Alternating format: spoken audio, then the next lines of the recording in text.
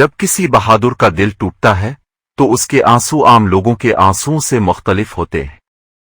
वो सिर्फ गम का इजहार नहीं होते बल्कि एक अज़्म, जिदोजहद और हक की शिकस्त पर नौहा होते हैं।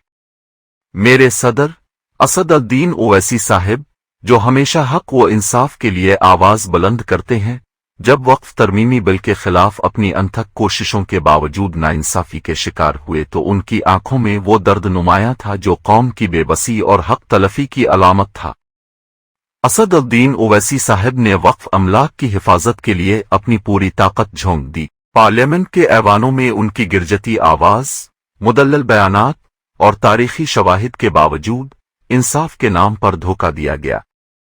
जब जुल्म जीत जाए और हक दब जाए तो आंखें बेइख्तियार नम हो जाती हैं। मेरे सदर के आंसू सिर्फ जाती शिकस्त के आंसू नहीं थे, बल्कि वो पूरी मिल्लत के आंसू